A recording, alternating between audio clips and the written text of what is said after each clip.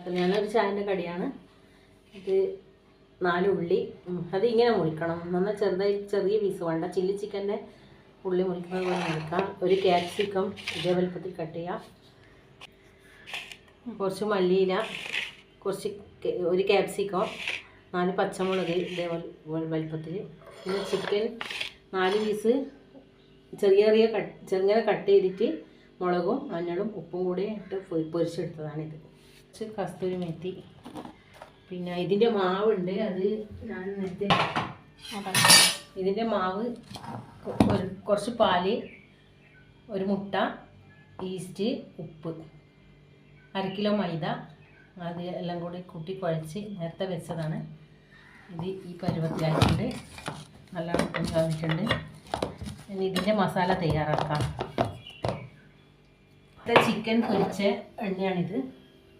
ഇത് തന്നെ ഇതിൽ ഒഴിക്കുക. ആവശ്യമുണ്ടെങ്കിൽ കുറച്ചും കൂടി എണ്ണ ഒഴിക്കാം.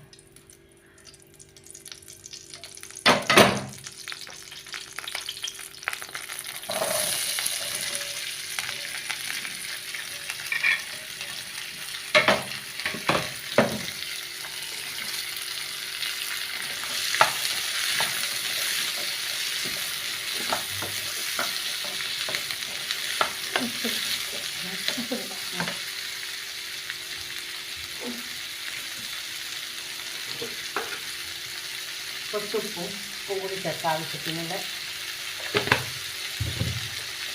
പിന്നെ കുറച്ച് നല്ലോണം പറഞ്ഞു, കൂടുതൽ വഴയേണ്ട ആവശ്യമില്ല.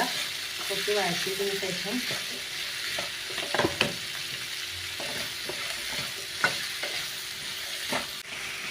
ഇതിലേക്കിട്ട് ഈ പൊരിച്ച ചിക്കൻ ഉണ്ടല്ലോ, ഈ ചെറുതായി കട്ട് ചെയ്തില്ല, അത് ഇതിലേക്കിട്ട് കസ്തൂരി മേത്തി വെച്ച് നല്ലോണം മിക്സ് ചെയ്തതിന് ശേഷം കുറച്ച് ടൊമാറ്റോ സോസ് ഒഴിക്കാം.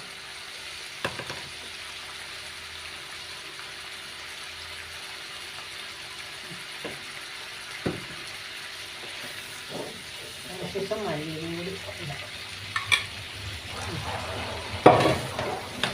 ഇങ്ങനെ മസാല വഴറ്റി മസാല കഴിഞ്ഞ് നേരത്തെ നമ്മൾ ഉണ്ടാക്കി വെച്ച മാവില്ലേ, ആ മാവ് ഇങ്ങനെയാക്കി പൊരിച്ചിട്ടെടുത്ത സാധനമാണ്. പൊരിക്കുമ്പോൾ കാണിച്ചു തന്നല്ലോ, അതേപോലെ പൊരിച്ച് കഴിഞ്ഞിട്ട് എന്നിട്ട് ഇത് ഇങ്ങനെ ചെറിയതായിട്ട് ഈ സൈഡിൽ കൂടെ കട്ട് ചെയ്യാം. എന്നിട്ട് ഇത് കട്ട് ചെയ്തതിന് ശേഷം ഈ മസാല ഉണ്ട് നമ്മൾ നേരത്തെ തയ്യാറാക്കിയ ആ മസാല ഇതിലോട്ട് ഇടുക. ഒരു സ്പൂണോ കൈ കൊണ്ട് ഇടുന്നെങ്കിൽ കൈ കൊണ്ട് ഇടാം. ഇങ്ങനെ നിറച്ചതിന് ശേഷം നമുക്ക് കഴിക്കാനായിട്ട് ചായൻ്റെ കൂടെ ആരെങ്കിലും ഗസ്റ്റ് വരുമ്പോഴും സൽക്കാരത്തിനും എല്ലാം ഉണ്ടാക്കുന്നൊരു സാധനമാണ്. ഇതും ഒരു അടിപൊളി സാധനമാണ്, വെറൈറ്റി.